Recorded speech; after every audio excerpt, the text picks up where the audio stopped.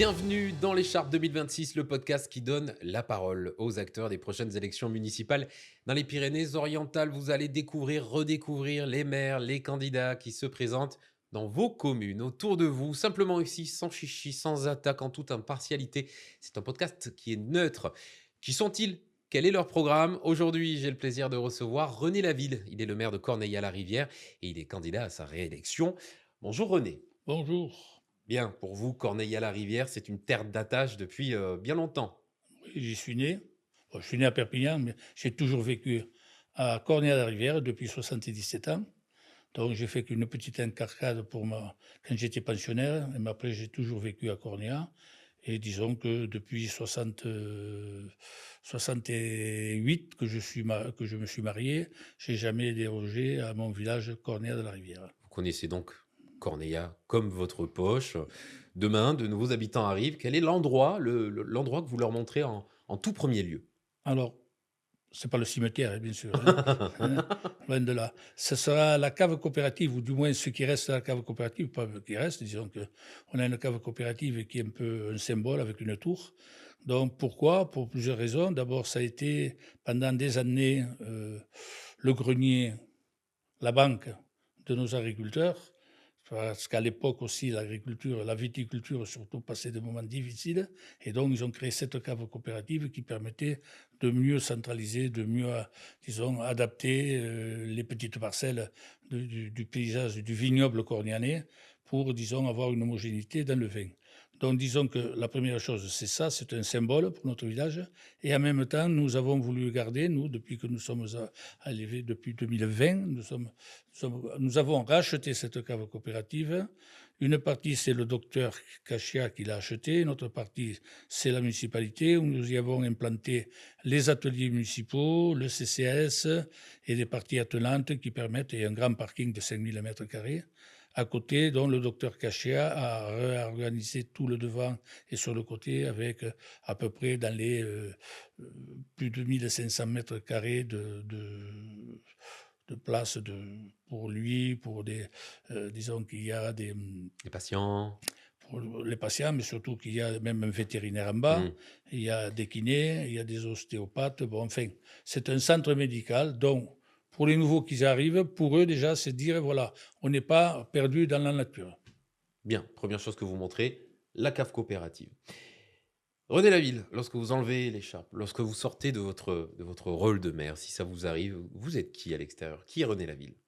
Ben, René Anville, c'est un fan de Cornien qui a toujours aimé son village. C'est le village que j'ai adoré et que j'adore encore. Je me suis impliqué toute ma jeunesse à travers un comité d'animation pendant 20 ans, où c'est que nous avons créé le comité d'animation qui, à l'époque, comportait quatre parties, le sport, la tradition, les fêtes et disons, enfin, c'était un peu, disons, entre les fêtes et les traditions, donc nous voulions garder l'image de Cornéa. Donc, je me suis impliqué pendant 20 ans, même plus, à ça. Entre-temps, bien sûr, j'ai aussi, vu que j'étais et je suis encore dans mon âme un agriculteur, disons que je me suis impliqué dans le groupement de vulgarisation agricole, qui était au départ le GFA, c'était à travers les conseillers agricoles. Bon, c'était le développement de notre agriculture départementale et surtout villageoise. Voilà. Vous étiez Après, agriculteur, oui? oui, j'étais agriculteur. Quel trait vous pensez de ce métier-là? Quel trait de caractère d'agriculteur vous avez Ah, mis au service de ce premier mandat et que vous allez mettre au service du second? alors, on peut faire, disons, un trait entre être agriculteur et être maire. Si ça ne vous intéresse pas, c'est pas la peine d'y aller. Si vous voulez être agriculteur, il faut avoir la trame, il faut se battre. Il y aura toujours, vous savez très bien, nous, on a eu des intempéries, on a eu 80 centimètres de neige, les serres sont tombées, et on est reparti.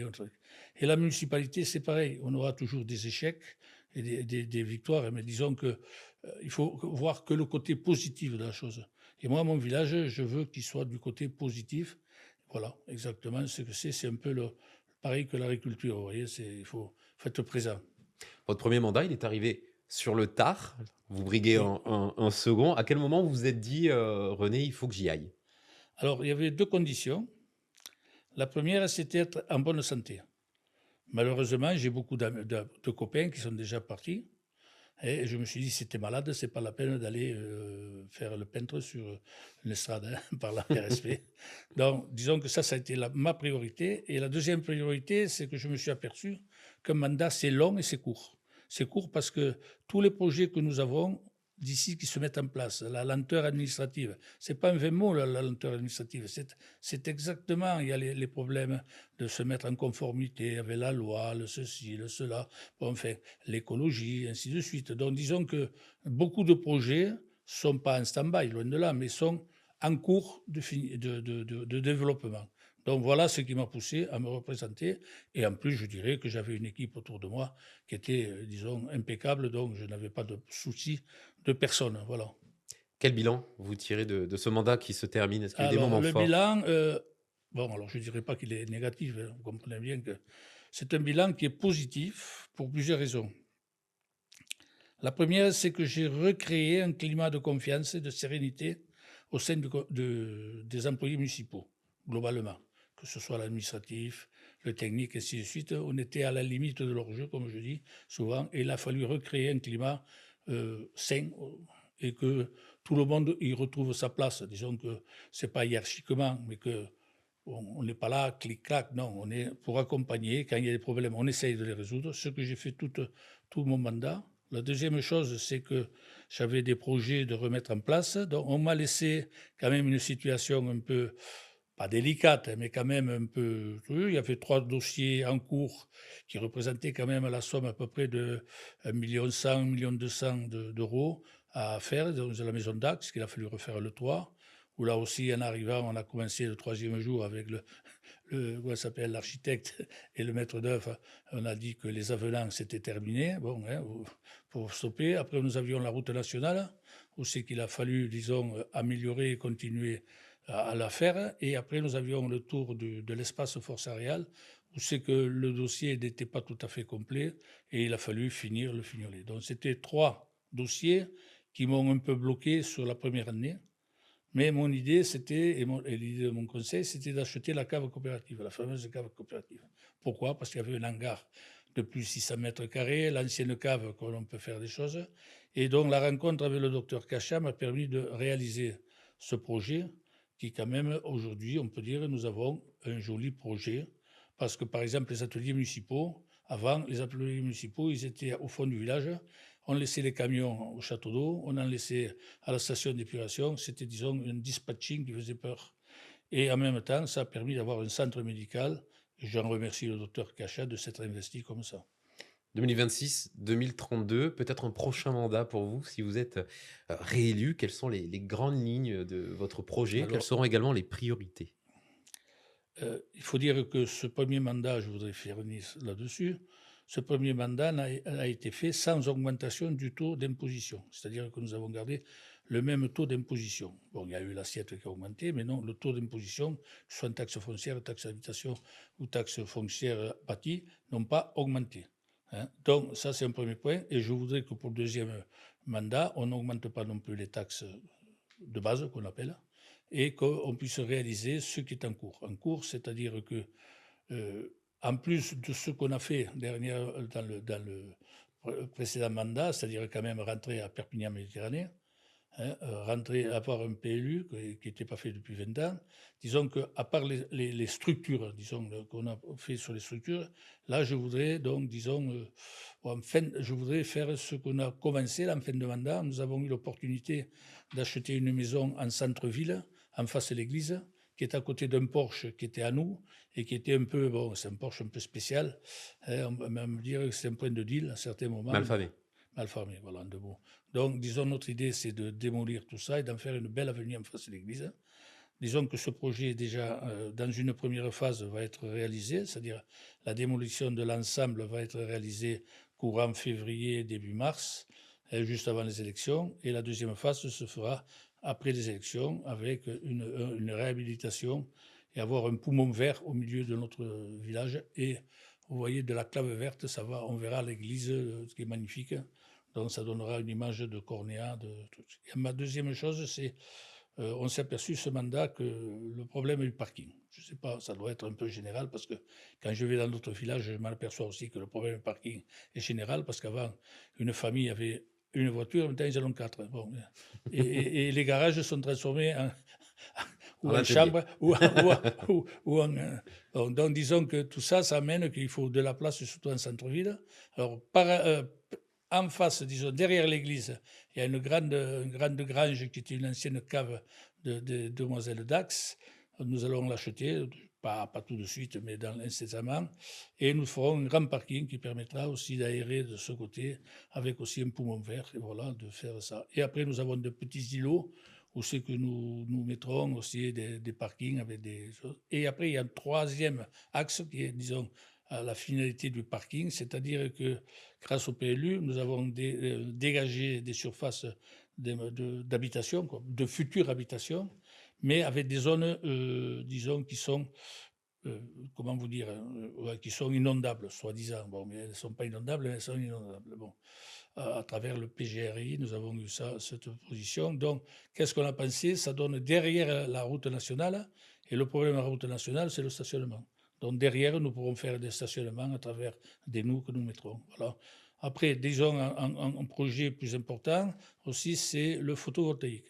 Sur les ateliers municipaux, nous allons faire du photovoltaïque qui permettra une sorte de centrale photovoltaïque qui permettra d'alimenter en électricité tous nos corps de bâtiments, c'est-à-dire les écoles, la mairie, les ateliers, bon, enfin tout ce qui est mairie, le stade, l'électricité, tout ça, l'espace force aériale. Donc là, nous aurons un potentiel qui... Alors nous travaillerons de concert avec le CIDEL, qui est, disons, ça nous permet aussi, parallèlement à ce qu'on a fait, c'est à travers les économies que nous avons fait grâce à l'implantation de LED, toutes les lampes de cornéa sont en LED, donc nous avons fait des économies, et on continuera avec le CIDEL pour faire cette centrale photovoltaïque qui nous permettra d'économiser sur l'électricité, qui est un poste très budgétairement qui est assez important. Quel serait le changement le plus visible pour les habitants à la fin de votre mandat en 2032? Eh bien, j'espère qu'à la fin de mon mandat en 32, on pourra dire bon, que nous avons laissé une empreinte, plusieurs empreintes, disons, parce qu'il faut dire aussi qu'on est en train de réhabiliter tout Force Aériale, parce que notre village, il a une caractéristique, c'est que nous partons d'en haut de Force Aériale et nous arrivons à la rivière. Donc, c'est un endroit magnifique où c'est que nous pourrons dire aux gens, aux habitants, ou même les personnes qui viennent visiter, qu'ils ont de quoi se promener dans tout le village, mais aussi d'aller sur les garrigues, où c'est que nous avons un projet aussi, disons, de restructuration des landes, en essayant à travers, parce que nous avons un parc éolien qui va sans doute se construire, nous avons toutes les données, nous avons un recours bon, qui va durer 1 an, 2 ans, on sait comment ça se passe, mais logiquement, le préfet nous a dit que ça devrait se faire dans le courant de ce mandat, ce qui nous permettra financièrement aussi d'être plus à l'aise. René Laville, avant de se quitter, je vous laisse les 20 presque dernières secondes pour vous adresser directement à vos administrés et puis surtout aux votants qui iront aux urnes le 15 mars prochain en regardant cette caméra. C'est à vous. Mes chers compatriotes, je me représente non pour une certaine idéologie, je me présente pour mon village. Mon village est un village, comme je viens de le dire, où c'est que nous avons presque la montagne et la mer, et où c'est qu'il fait bon vivre. Gardons cet espoir et ce lieu pour que demain nos enfants et nos petits-enfants puissent vivre à Cronéa. Merci beaucoup René Laville. Et puis je vous rappelle que cette émission est un espace de libre expression citoyen, n'est en aucun cas sponsorisé ou rémunéré par les maires ou les candidats. Quant à vous, n'oubliez pas de vous abonner à la chaîne et d'activer la cloche pour ne manquer aucun futur entretien avec les acteurs des municipales 2026. Et puis n'hésitez pas à nous contacter si vous êtes candidat, on vous laisse la parole. Ici, c'est gratuit. On se retrouve très vite pour un nouvel épisode de l'écharpe 2026. À très bientôt.